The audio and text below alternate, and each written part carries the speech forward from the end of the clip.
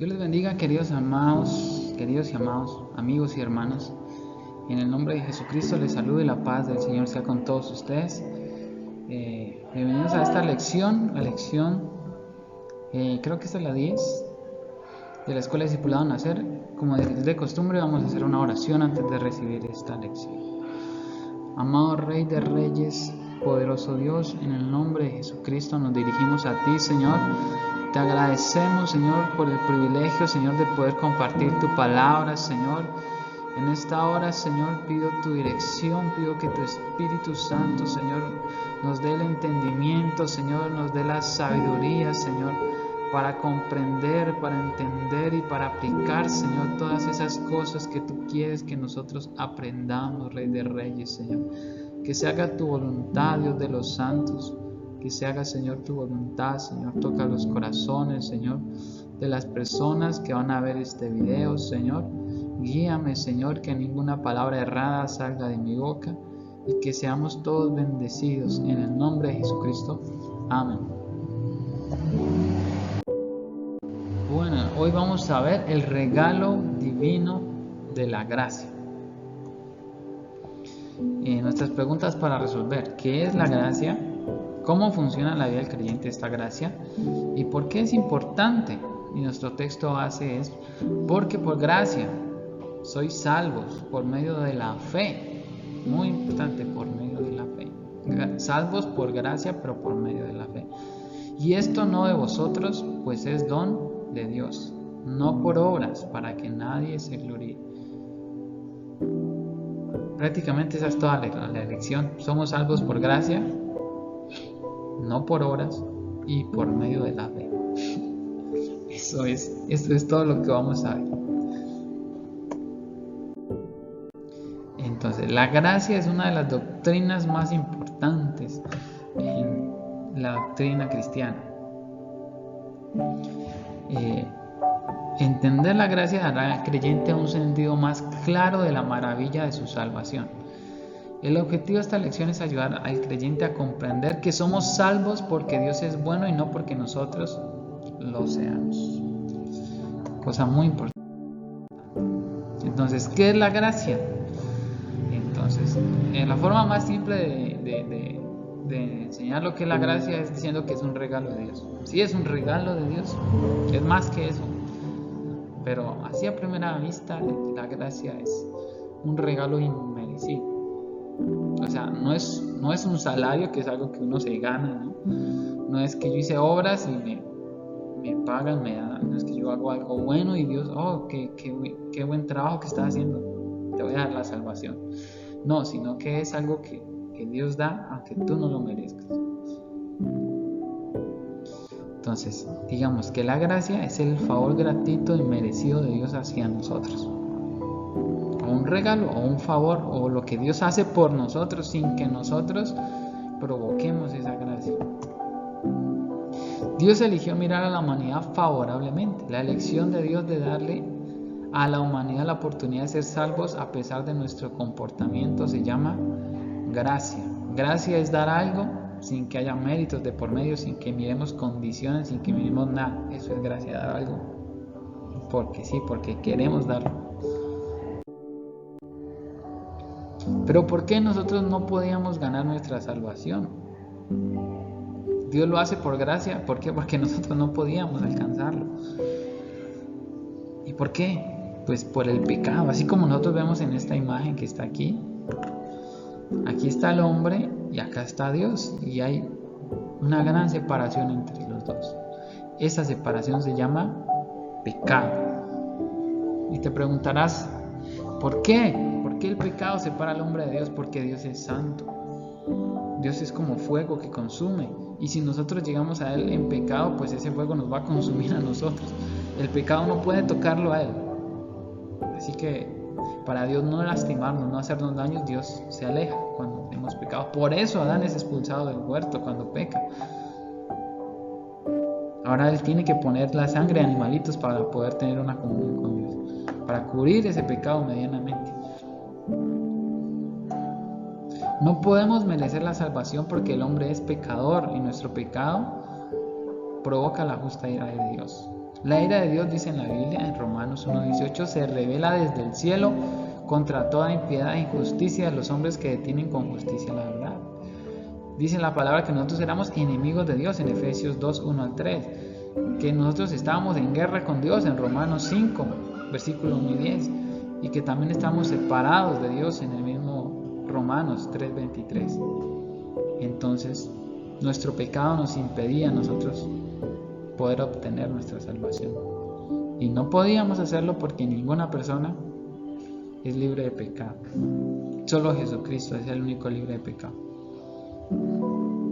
Entonces, por esa razón no podíamos ganar nuestra salvación. Y Él decide darnos esa gracia gratuitamente. Y ahora, ¿quién recibe esta gracia que Dios ofrece? Importante, ¿quién la recibe? Porque hay un pensamiento de que solamente unas personas son las que pueden ser salvas, de que Dios pagó solamente por la iglesia, de que Dios fue a la cruz solamente por algunos, no por todos, de que solamente Dios los tiene a unos para ser salvos y a otros para condenarlos. Y por eso algunas personas dicen, no, es que eso no es para mí, el evangelio no es para mí, la salvación no es para mí, eso no es para mí, yo no estoy para ser salvo, dicen algunos.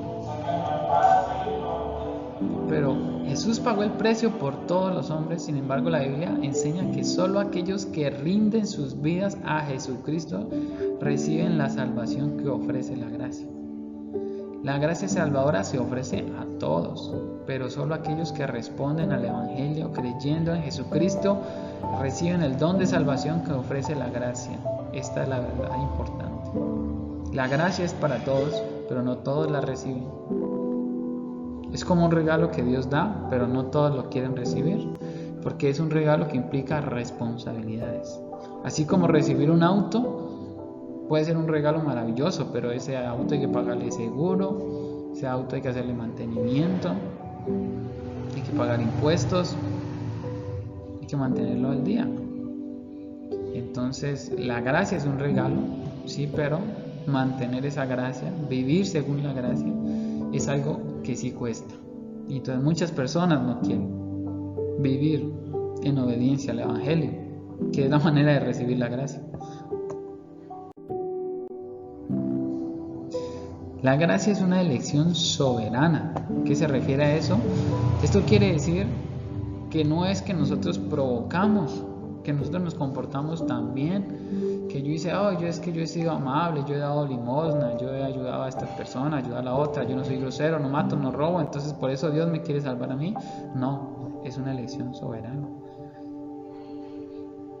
En Romanos 9:15 dice, pues a Moisés dice, tendré misericordia del que yo tenga misericordia y me compadeceré del que yo me compadezca. O sea que eso es una elección soberana de Dios. Nosotros podemos comprobarlo con lo que pasó con los ángeles. Los ángeles se rebelaron y recibieron un juicio, lo que merecían, y no hubo piedad para ellos. La Biblia dice que ellos fueron condenados en 2 Pedro 2:4 y Judas 6. Es algo tremendo, ¿no? Porque cuando los ángeles caen, Dios de una les decreta su juicio y ya fueron condenados. Les ha dado un tiempo, pero ya están condenados y ya ese tiempo se está acabando.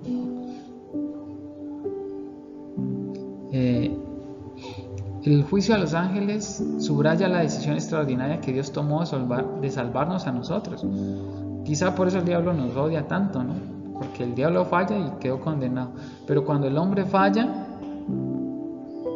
mire que Dios en su soberanía eligió salvarle, puso un plan para salvarle. Cuando Adán peca, Dios eligió soberanamente salvarle y a nosotros en él.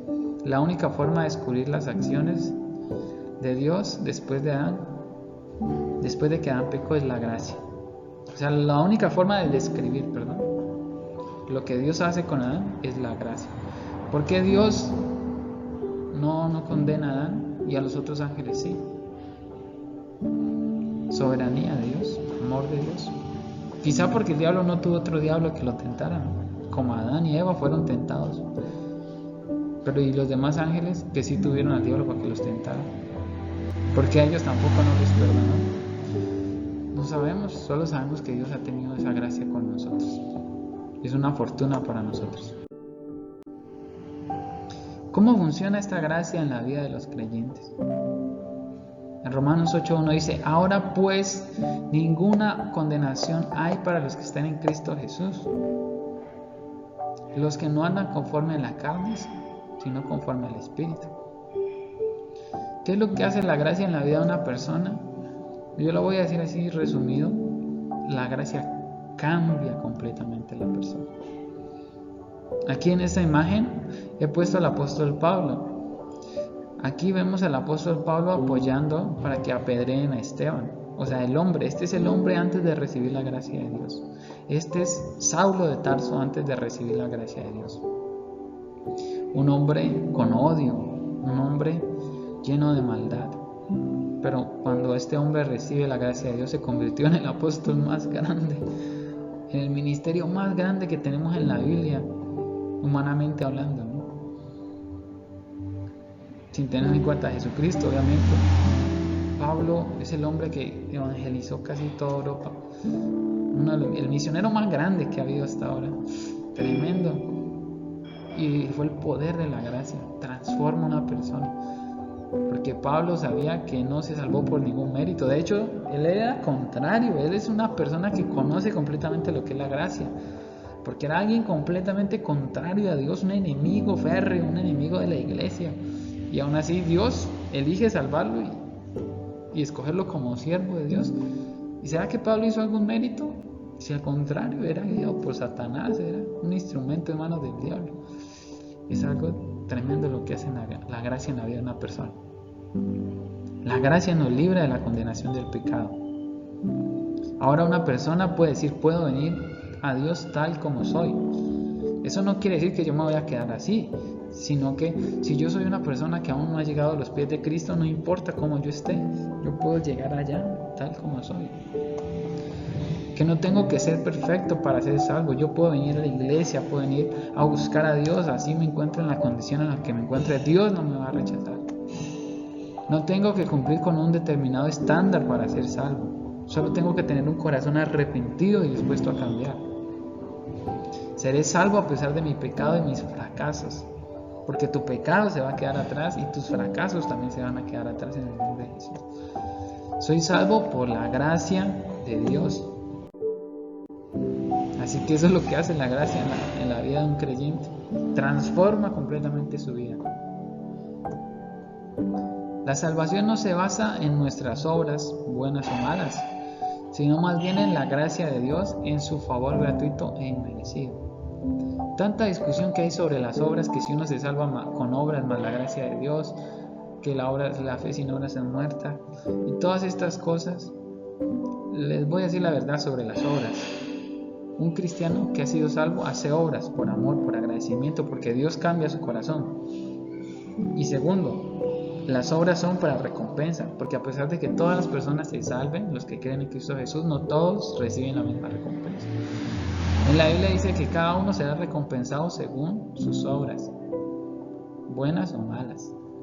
Así que nosotros algún día daremos cuentas en el tribunal de Cristo por todas nuestras obras, sino que seremos juzgados para bendición o seremos juzgados para maldición. ¿Sí?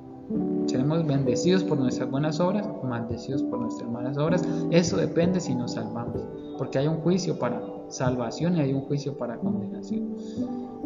Entonces nuestras obras lo que sirven es para recompensa. Dios recompensará más al que trabajó más, al que hizo más obras para su gloria, para su reino. Dios le tiene su recompensa, su paga, porque Dios es el mejor patrón del mundo. La gracia nos enseña a confesar nuestros pecados y apartarnos de ellos.